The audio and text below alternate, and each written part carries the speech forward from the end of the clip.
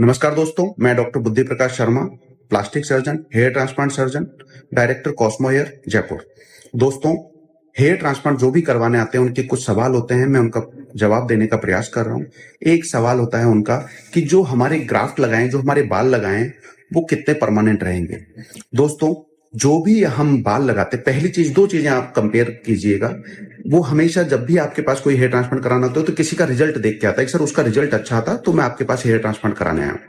तो दोस्तों, वो क्या एक्सपेक्ट करता है कि जैसा उसका रिजल्ट है वैसा ही उसका भी आए। तो दोस्तों, एक चीज ध्यान रखो, 5 उंगलियां समान नहीं होती है, सबकी लेंथ अलग अलग है, सबकी थिकनेस अलग अलग है। ऐसे ही 5 लोगों के रिजल्ट एक जैसे नहीं आते। क्यों नहीं आते? क्योंकि 5 का शरीर एक जैसा नहीं है। 5 के ग्राफ्ट की क्वालिटी एक जैसी नहीं है, डेंसिटी एक जैसी नहीं है, आपका शरीर अलग अलग है। हम तो कॉमन है, हम करने वाले कॉमन है, 50% चीजें कॉमन है, लेकिन 50% चीजें डिफरेंट है। तो जब 50% चीजें डिफरेंट है तो आपका रिजल्ट एक जैसा कैसे आ सकता है? तो कभी भी रिजल्ट एक दूसरे से हम कंपेयर नहीं कर सकते।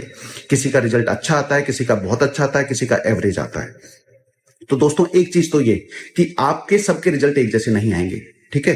दूसरी चीज कि ये बाल, कुछ लोग कंप्लेन करते हैं कि साहब मेरे बाल कम हो गए, मेरे बाल उड़ गए। तो इसका क्या कारण है? देखो, जो हेयर ट्रांसप्लांट हम करते हैं तो ये डोनर एरिया होता है, ये जनरली हार्मोन से रेजिस्टेंट होता है, इनकी रूट्स पे हार्मोन का रिसेप्टर नहीं होता है। तो ये जनरली बाल जो हैं लंबे समय तक चलते हैं, क्योंकि पीछे वाले बाल कभी नहीं जाते या बहुत रेयरली जाते हैं, किसी के जाते हैं तो ये थोड़े से परमानेंट होते हैं। लेकिन लाइफ में कोई चीज परमानेंट हम क्लेम नहीं कर सकते कि ये चीज, जब हम खुद परमानेंट नहीं है तो हम बालों के लिए कैसे क्लेम कर सकते हैं कि परमानेंट है। तो कोई भी ये अगर 100% गारंटी लेता है कि हेयर ट्रांसप्लांट वाले बाल परमानेंट है, तो दोस्तों वहां से उठ के चले जाना, इसका मतलब वो झूठ बोल रहा है। तो इन बालों की भी डेंसिटी उम्र के साथ थोड़ी बहुत कम होती है, किसी की थोड़ी बहुत कम होती है, किसी की थोड़ी ज्यादा कम होती है। ये किस क्या चीज निर्धारित करता है, कौन डिसाइड करता है? ये निर्धारित करते हैं आपका खान पीन, आपकी जगह चेंज, पानी change, stress, life style, vitamin की कमी। कोविड के बाद आजकल विटामिन B12 और D3 की बहुत ज्यादा कमी हो गई है। तो विटामिन B12 और D3 ये भी निर्धारित करते हैं कि आपके बाल ट्रांसप्लांट के बाद भी झड़ेंगे या नहीं झड़ेंगे। तो दोस्तों, बहुत सारे फैक्टर्स होते हैं जो बालों की डेंसिटी को मेंटेन रखने में हेल्पफुल होते हैं।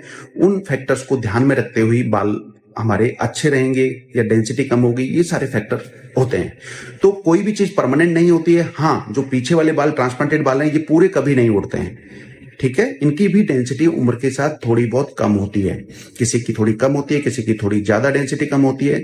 तो आप इनको मेंटेन करने के लिए अपनी डाइट अच्छी रखें, न्यूट्रिशनल स्टेटस चेक करवाते रहें, और कुछ PRP ट्रीटमेंट होते हैं, GFC ट्रीटमेंट होते हैं, वो रूटीनली बीच बीच में करवाते रहें। धन्यवाद दोस्तों।